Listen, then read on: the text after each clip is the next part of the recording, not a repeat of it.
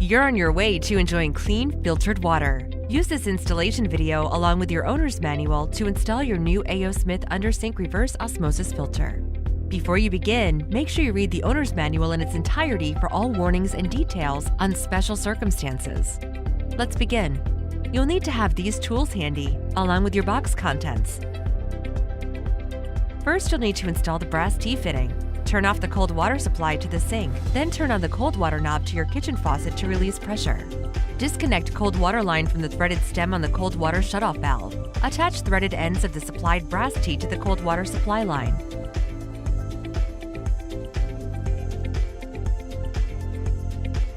Attach 1/4 inch white tube to the brass T.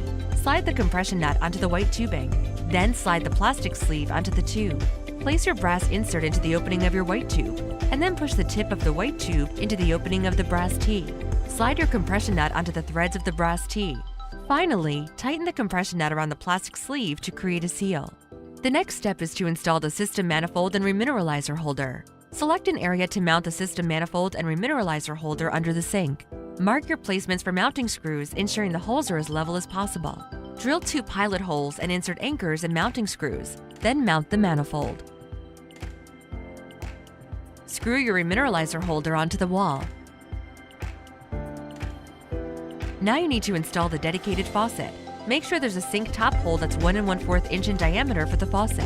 If not, you will need to drill one. Then place the metal escutcheon and black gasket onto the faucet base. Feed the tubing and faucet threads through the countertop hole. Sliding the metal washer onto the faucet, thread the faucet nut onto the faucet threads and hand tighten. Measure the white 3/8 inch tubing from the faucet to the outlet of the remineralizer and cut the desired length. Next, you'll need to install the water storage tank. Wrap plumber's tape 4 to 5 times clockwise around the nipple on top of the tank. Unscrew the compression nut from the tank connector and slide it onto your tubing. Then push your tubing into the connector. Slide the nut onto the threads and tighten with a wrench. Place the tank near the system manifold. Now we need to install the drain connector. Identify your drain location outlet. Drill 7 32-inch hole on the drain pipe and position the drain connector on the sink drain above the drain trap. Remove protective cover from the back of the foam seal and attach to the front plate of the drain connector. Securely tighten nuts and screws. Now install the filter sumps to the manifold in order of 1, 2, and 3.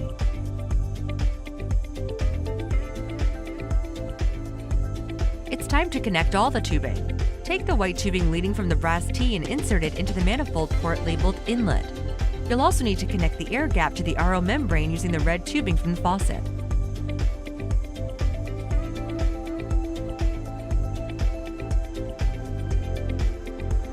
Insert the 3/8 inch white tubing from the faucet onto the remineralizer port labeled Outlet.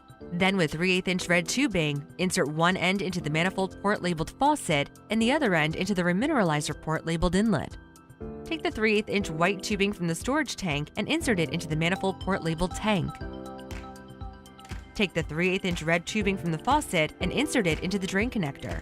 After installation, see the manual for steps on how to sanitize your system and do a pressure test. You're done. Time to enjoy clean, filtered water.